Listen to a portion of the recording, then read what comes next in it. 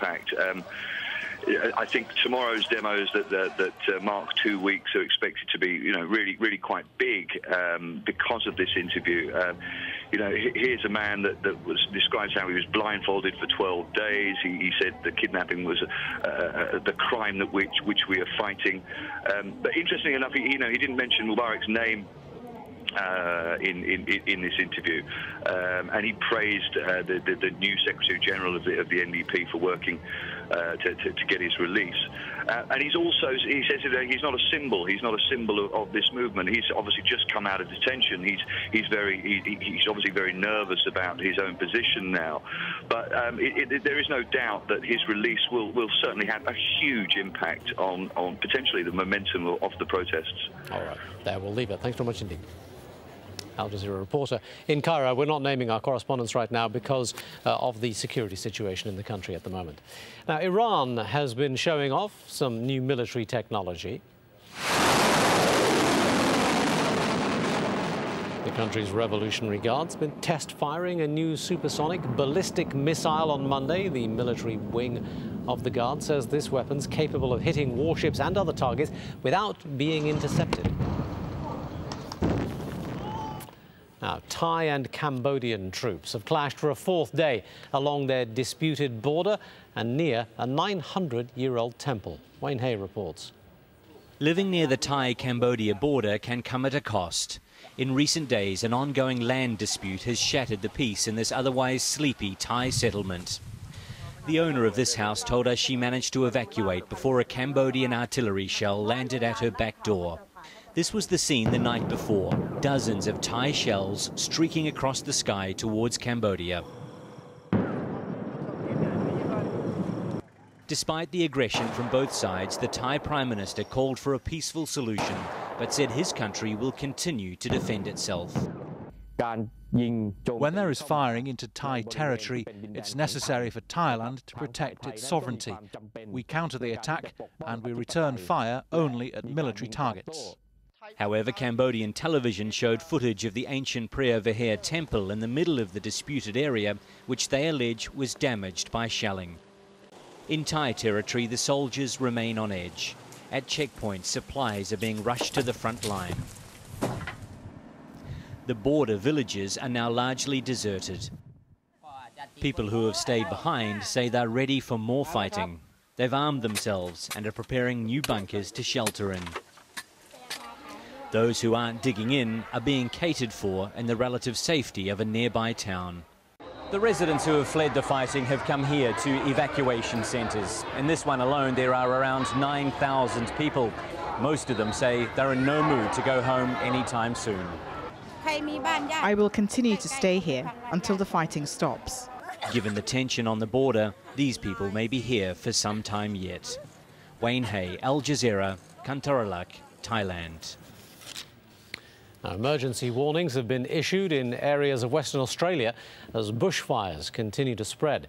The blazes have already destroyed dozens of homes near the state capital, Perth, and more properties are under threat. February is the last month of summer in Australia, and the month marks the height of both the monsoon season in the tropical north and the riskiest period for wildfires. In Sri Lanka, meanwhile, health officials are warning of possible outbreaks of disease in areas that have been badly hit by floods. The heavy monsoon rains there have affected more than 1 million people in the north and the east of the island. The waters have damaged large parts of farmland in the rice-growing regions, and the Agriculture Ministry says at least 21% of the crop has been destroyed. A general strike in Bangladesh has been paralysing much of the country. Authorities have raided the headquarters of the opposition party in the capital Dhaka on Monday, and in other parts of the country, police have been firing tear gas and arresting protesters. The opposition politicians called for the action in protest over rising prices. They're also demanding early elections. Now, the internet company AOL is to buy the news website The Huffington Post for $315 million. This is AOL's biggest acquisition since it separated from Time Warner in 2009. John Terrett reports. The Huffington Post is one of the most powerful online publications of its kind, already among the top 10 global news sites. Not bad for a start-up just 6 years old. The Huffington Post has a small team that break their own stories, but its reputation has been built on trawling other news websites for headlines and exclusives and then publishing them all in one place on the Huffington Post. You can send me anything, Ariana@HuffingtonPost.com. The site gets its name from founder Ariana Huffington, the one-time Greek shipping heiress turned astute businesswoman who will join the board of AOL as part of the deal. By adding the Huffington Post to its growing stable of websites like MapQuest and the ultra-local news-based Patch.com, AOL is hoping to attract more eyeballs to its own struggling site. I know there's going to be some speculation. AOL's been having a tough time after it was dumped by Time Warner when their much-trumpeted merger from year 2000 fell apart. AOL's revenue from online commercials and dial-up connections shrank sharply in 2010, and it hopes that by building up its portfolio of websites like the Huffington Post, advertising cash will soon start flowing its way once again. John Terrett, Al Jazeera, Washington. Now, law and order is always an issue of concern, but here's one little incident out of England that might offer some people some hope. Now, this is the town of Northampton in central England, and the shop that you're looking at is a jeweller's shop, and a gang of armed robbers with sledgehammers who've been trying to come in and get... But what you're seeing there in the red is a granny in Northampton, an unlikely hero sending the robbers packing.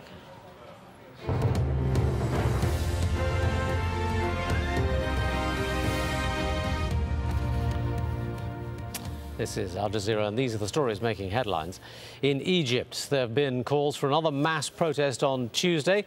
This, as a senior Google executive was released from custody. He's the man that claims he was behind the Facebook page that played such a big part in the uprising. A separatist leader says he ordered the suicide bombing that killed 36 people in Russia's busiest airport last month. In a video posted on an Islamist website, Doku Umarov has described the attack on Moscow's Domodedovo airport as a special operation directed against the Russian people and the Prime Minister, Vladimir Putin. He added there will be more attacks in pursuit of an independent Muslim state in Russia's Caucasus region. Southern Sudan's voted overwhelmingly to break away from the north. Official results confirm that more than 98% of voters backed secession in the recent referendum. But Africa's newest nation won't formally be created until July. The WikiLeaks founder Julian Assange has been in court in the UK fighting extradition to Sweden over claims of sexual assault. His defense lawyer says he could even face the death penalty if Assange is sent on to the US to face separate accusations relating to his whistleblowing website. France's foreign minister is facing calls to resign after taking a holiday in Tunisia during the country's uprising. Michelle Alliot-Marie has said that she regrets taking that holiday in December, and she's also admitted that she used a businessman's private jet several times during her stay, but she is refusing to step down. Cambodia's government says heavy shelling by the Thai armies caused part of an 11th century temple to collapse. Fighting over the past 4 days has forced thousands of Thai villagers in the region to flee the area, and hundreds of Cambodians have also been evacuated. Both the countries lay claim to the area that surrounds the temple. A general strike in Bangladesh has been paralyzing much of the country. Authorities have raided the headquarters of the opposition party in the capital, Dhaka, on Monday. That party called for the strike. In other parts of the country, police fired tear gas and arrested the protesters. Those are the headlines. More news after Inside Story.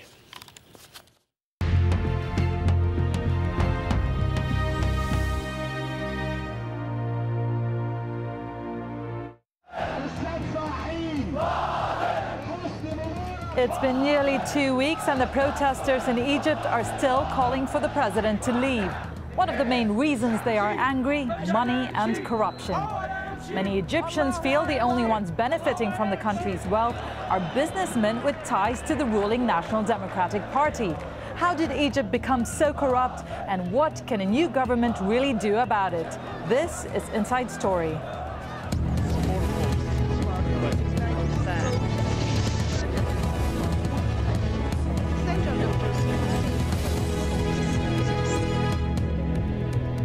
Hello and welcome to the program. I'm Divya Gopalan.